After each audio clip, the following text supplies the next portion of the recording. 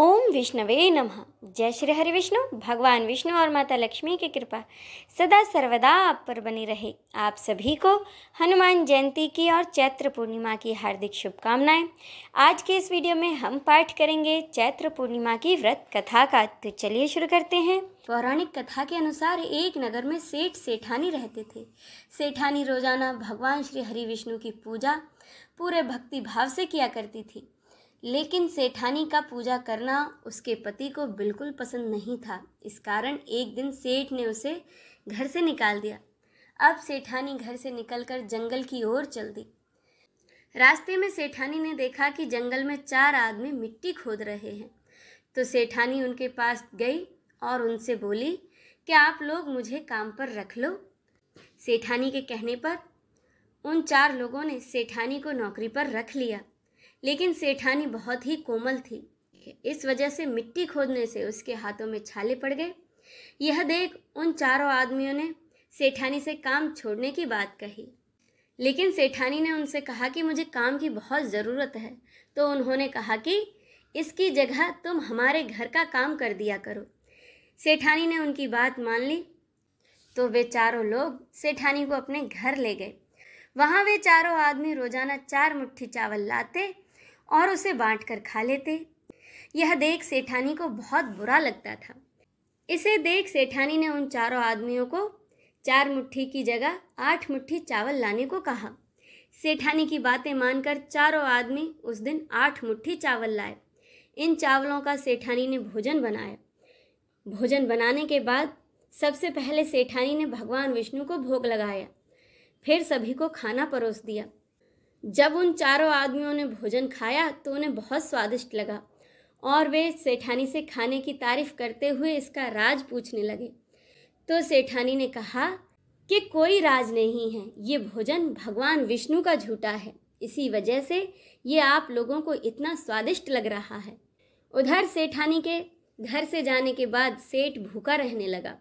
तो आसपास के लोग उसे ताना मारने लगे और कहने लगे कि ये पत्नी की वजह से ही खाना खा रहा था। सभी लोगों की बातें सुनकर सेठ जी सेठानी को जंगल में देखने के लिए निकल पड़े। तब रास्ते में उन्हें वही 4 लोग मिट्टी खोदते हुए दिखाई दिए। सेठ भी उन 4 आदमियों के पास जाकर कहने लगे कि तुम लोग मुझे काम पर रख लो। तब 4 आदमियों ने सेठ जी को भी काम पर रख लिया, लेकिन सेठानी की तरह ही सेठ जी भी बहुत कोमल थे और मिट्टी खोदने से उनके हाथों में भी छाले पड़ गए। यह देखकर उन 4 ने सेठ को भी घर का काम करने की सलाह दी। सेठ भी उनकी बातें मानकर उन 4 के साथ उनके घर को चल दिए। घर पहुंचकर सेठ ने सेठानी को देखते ही पहचान लिया, लेकिन सेठानी घूंघट में होने के कारण सेठ को नहीं पहचान पाई। अब रोजाना की तरह ही सेठानी ने खाना बनाया और भगवान विष्णु को भोग लगाकर सभी को खाना परोसा। लेकिन जैसे ही सेठानी सेठ को खाना परोसने लगी तो भगवान विष्णु ने सेठानी का हाथ पकड़ लिया और कहा कि यह तुम क्या कर रही हो। सेठानी बोली, मैं कुछ नहीं कर रही हूँ, मैं तो भोजन परोस रही हूँ। जब 4 भाइयों ने देखा कि सेठानी सेठ को तो खाना परोस ही नहीं रही, तब उन 4 ने कहा कि तुम यह क्या कर रही हो, खाना क्यों नहीं परोस रही। इस पर सेठानी बोली, भगवान विष्णु ने मेरा हाथ पकड़ रखा है तो मैं खाना कैसे परोसूं। सेठानी के ऐसा कहने पर उन 4 ने सेठानी से कहा कि हमें भी भगवान विष्णु के दर्शन कराओ। इस पर सेठानी ने भगवान विष्णु से अनुरोध किया। अनुरोध करने पर भगवान विष्णु उन सभी के सामने प्रकट हो गए।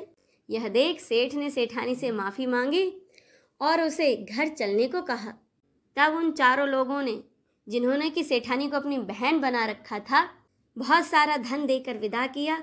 इस सब के बाद सेठ जी भी सेठानी के साथ भगवान विष्णु के भक्त बन गए और पूरी श्रद्धा से उनकी पूजा करने लगे। इससे कि उनके घर में फिर से धन की बरसात होने लगी। ऐसी मान्यता है कि इस दिन व्रत रखने से सत्यनारायण भगवान के साथ हनुमान जी, प्रभु श्री राम और माता सीता की भी कृपा प्राप्त होती है। बोलिए भगवान विष्णु की जय, महावीर हनुमान की जय, नमः पार्वते पते, हर हर महादेव की जय।